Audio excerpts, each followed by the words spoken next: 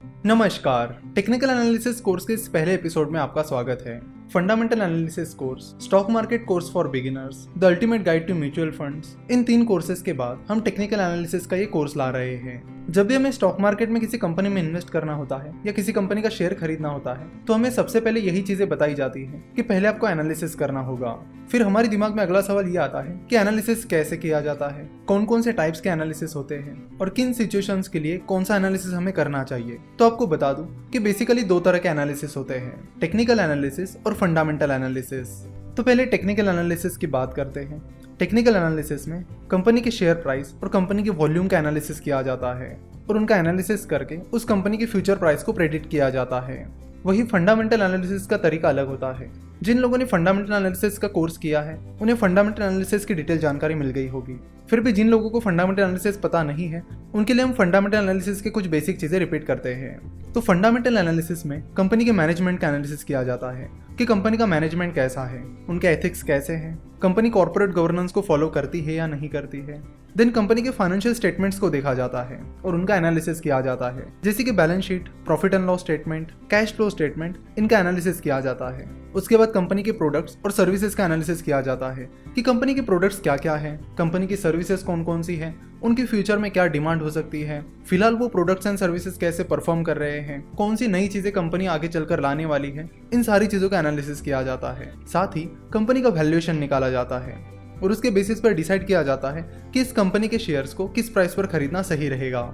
चलो तो technical analysis और फंडामेंटल एनालिसिस के इस डिफरेंस को एक एग्जांपल की मदद से समझते हैं।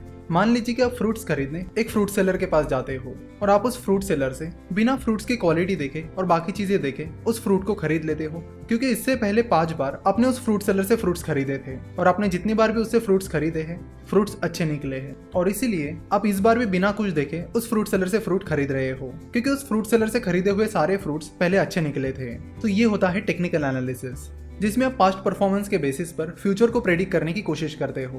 यानी कि पिछले 5 बार फ्रूट्स अच्छे निकले हैं तो आपने ये प्रेडिक्ट कर लिया कि इस बार भी फ्रूट्स अच्छे ही निकलेंगे, इसलिए आपने उस फ्रूट सेलर से फ्रूट्स खरीद लिए हैं। वही अगर आप उस फ्रूट सेलर के पास जाते हो और आप फ्रूट्स की क्वालिटी चेक करते हो कि फ्रूट कैसे है, साथ ही आप उन्हें हाथ लगाकर चेक भी करते हो कि क्वालिटी भी सही है या नहीं। उसके अलावा आप फ्रूट सेलर का भी एनालिसिस कर रहे हो कि वो फ्रूट सेलर कैसा है, वो अच्छे फ्रूट्स बेचता भी है या नहीं, वो अच्छे फ्रूट्स बेचकर अच्छा बिजनेस करता है या फिर कुछ भी बेचकर बस पैसे कमाने की कोशिश करता है, जिस प्राइस पर वो फ्रूट्स बेच रहा है वो सही है या नहीं। ये सारी चीजें जब आप चेक करते हो तब आप फंडामेंटल एनालिसिस कर रहे होते हो। तो इन शॉर्ट टेक्निकल एनालिसिस में शेयर की प्राइस और वॉल्यूम का डिटेल एनालिसिस करके शेयर की फ्यूचर प्राइस को प्रेडिक्ट किया जाता है, यानी पास्ट परफॉर्मेंस का एनालिसिस करके शेयर की फ्यूचर प्राइस को प्रेडिक्ट किया जाता है। वही फंडामेंटल एनालिसिस में कंपनी के financial details, valuation, management analysis etcetera, इन सब का एनालिसिस करके डिसाइड किया जाता है कि कंपनी में इन्वेस्ट करना चाहिए या नहीं।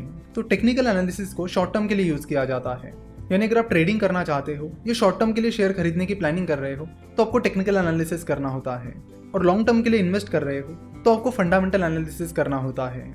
जाने माने इन्वेस्टर मिस्टर वॉरेन बफेट के मेंटर बेन ग्राहम कहते हैं कि stock market is like a voting machine in the short run and it is like a weighing machine in the long run. यानी वो कहते हैं कि स्टॉक मार्केट शॉर्ट टर्म में एक वोटिंग मशीन की तरह है जहां पर बहुत सारी वोलेटिलिटी होती है, बहुत ज्यादा अनसर्टेनिटी होती है। वही लॉन्ग रन में स्टॉक मार्केट एक वेइंग मशीन की तरह काम करता है जहां पर कंपनी की जो एक्चुअल वैल्यू है वो आपको लॉन्ग टर्म में दिखने मिलती है। तो टेक्निकल एनालिसिस शॉर्ट टर्म में होता है और टेक्निकल एनालिसिस की मदद से इमोशंस, साइकोलॉजी और इरेशनल बिहेवियर का स्टडी किया जाता है। शॉर्ट टर्म में स्टॉक मार्केट में लोग बहुत सारे डिसीजंस इमोशंस के बेसिस पर लेते हैं। कई बार वो अपना इरेशनल बिहेवियर दिखाते हैं जिसकी वजह से शेयर प्राइस ऊपर नीचे दौड़ती रहती है। जैसे कि आपको बता दूं कि जब ब्रिटेन में ब्रेक्जिट की बातें चल रही थी तब इंडियन मार्केट बहुत गिरने लगा था। अगर आप देखोगे तो ज्यादातर इंडियन कंपनीज का ब्रेक्जिट से डायरेक्टली और इनडायरेक्टली कोई लेना देना नहीं था। उसके बाद भी ब्रेक्जिट की न्यूज आते ही स्टॉक मार्केट गिरने लगा था, लगभग सारी कंपनीज के शेयर प्राइसेस गिरने लगी थी। तो शॉर्ट टर्म में ये जो चीजें होती है वो लोगों के इमोशंस की वजह से और लोगों के इरेशनल बिहेवियर की वजह से होती है। इसी तरह ऐसी कई सारी चीजें होती रहती है जिनका कंपनी से डायरेक्टली और इनडायरेक्टली लेना देना नहीं होता, फिर भी शेयर प्राइसेस गिरने लगती हैं, क्योंकि शॉर्ट टर्म में ज्यादातर लोग इमोशनली डिसीजंस लेते हैं, सोच समझ कर नहीं। तो टेक्निकल एनालिसिस इमोशंस और इरेशनल बिहेवियर का स्टडी करती है और हिस्ट्री के बेसिस पर फ्यूचर का प्रेडिक्शन करती है। चलो तो टेक्निकल एनालिसिस को कुछ और एग्जांपल्स की मदद से समझते हैं। कई बार यूनिवर्सिटी एग्जाम्स में या कॉलेज एग्जाम्स में बहुत सारे स्टूडेंट्स पहले पिछले क्वेश्चन पेपर्स का एनालिसिस करते हैं कि कौन कौन से क्वेश्चंस रिपीट हुए हैं, और जो क्वेश्चंस पिछले 3-4 सालों से लगातार रिपीट हो रहे हैं वो उन पर ज़्यादा फोकस करते हैं। वो सोचते हैं कि ये कुछ स्पेसिफिक क्वेश्चंस पिछले 3-4 सालों से लगातार आ रहे हैं, इसलिए ये क्वेश्चंस इस बार भी ज़रूर आएंगे। तो उन्होंने ये जो प्रेडिक्शन किया है कि ये क्वेश्चन इस बार आएंगे, ये टेक्निकल एनालिसिस के बेसिस पे किया है।